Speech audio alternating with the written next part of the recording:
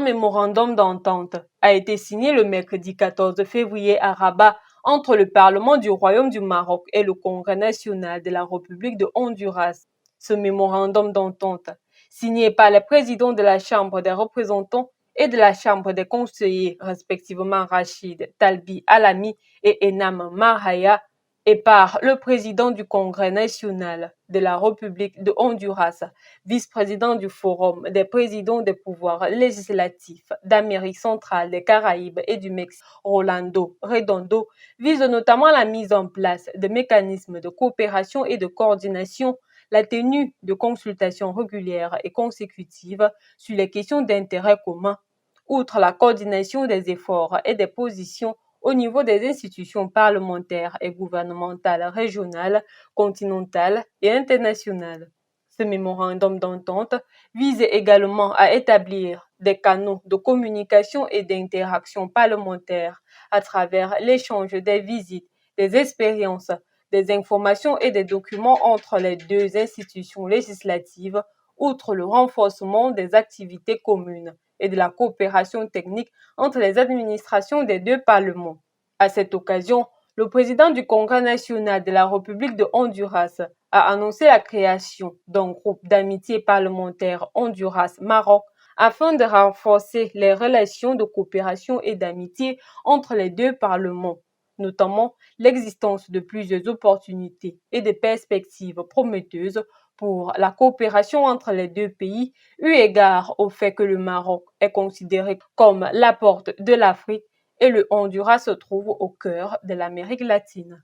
De leur côté, Talbi Alami et Mahaira ont exprimé leur volonté de renforcer davantage les relations de coopération parlementaire avec le Congrès national de la République de Honduras et d'instituer une coopération et des consultations étroites dans le cadre du forum Forprel, où le Parlement marocain est reconnu comme membre observateur depuis 2014. Le président du Congrès national de la République de Honduras effectue une visite au Maroc pour prendre part aux travaux de la conférence parlementaire sur la coopération sud-sud qui se tient sous le haut patronage de Sa Majesté le roi Mohamed VI, jeudi et vendredi à Rabat, à l'initiative de la Chambre des conseillers et de l'Association des Sénats, Choura et Conseil équivalent d'Afrique et du monde arabe.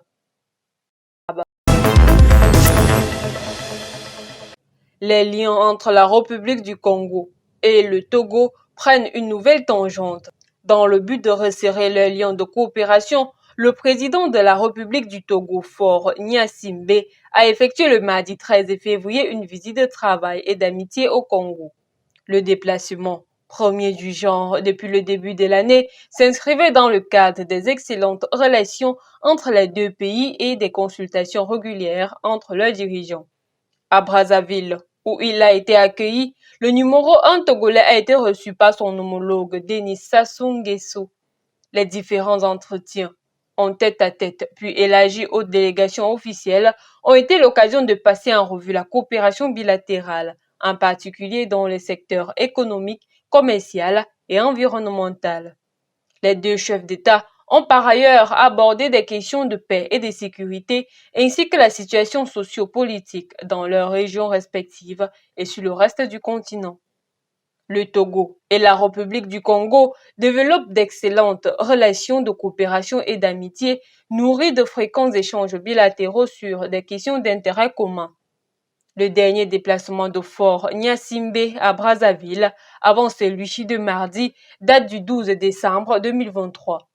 Lors de cette visite, les deux présidents avaient discuté du renforcement de la coopération économique, particulièrement dans le secteur portuaire avec son hôte Denis Sassou Nguesso. En effet, depuis 2020, les deux pays ont initié dans le cadre des nouveaux accords bilatéraux un partenariat entre les ports de Lomé et de Pointe-Noire. De plus, les deux chefs d'État avaient également évoqué d'autres sujets d'intérêt commun au niveau régional, continental et international, notamment dans le domaine de la paix, la sécurité et l'environnement.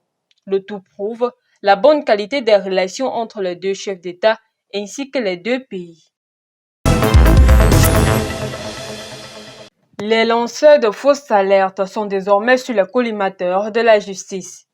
Fini le mépris envers l'armée nationale russe, car le président de la Fédération de Russie, Vladimir Poutine, a promulgué une loi le 14 février 2024 qui vise à confisquer l'argent et les biens des personnes reconnues coupables de diffusion de fausses informations sur l'armée russe.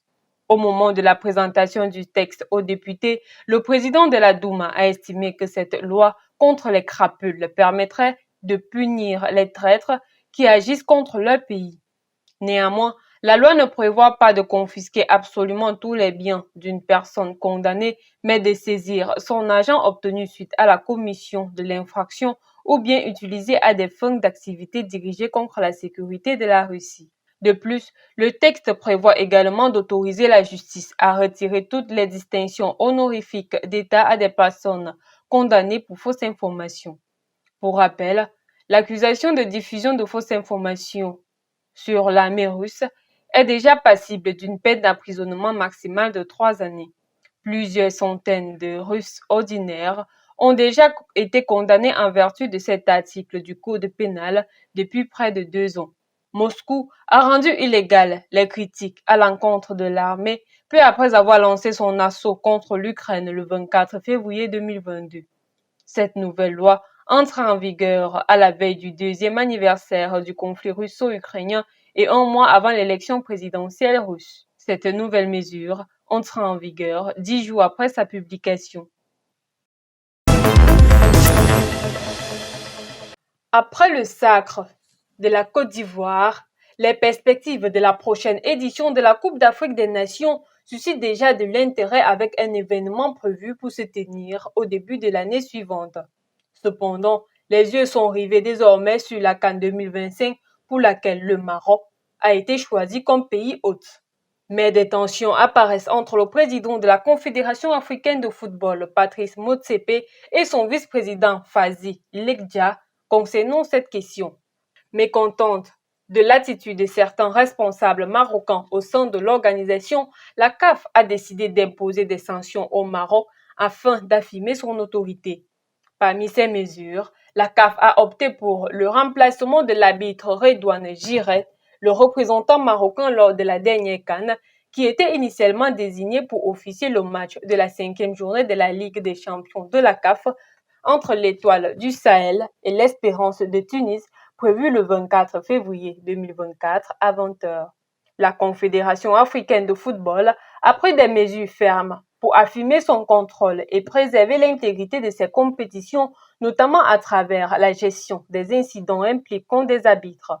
L'incident avec l'arbitre Redouane, qui avait refusé d'officier la petite finale de la CAN 2023, aspirant à diriger la grande finale, est un exemple marquant. La CAF a dû réagir rapidement en remplaçant Giré par Balak Tessama à la dernière minute, mettant en évidence sa détermination à maintenir l'intégrité et la neutralité dans l'arbitrage, y compris pour les arbitres marocains.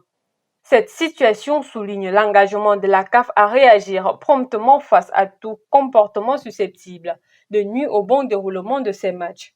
De plus, Fazi, président de la Fédération royale marocaine de football, a tenté d'influencer la date de la CAN 2025 selon ses préférences, ajoutant une couche d'incertitude à l'occasion de la 35e édition prévue l'année prochaine.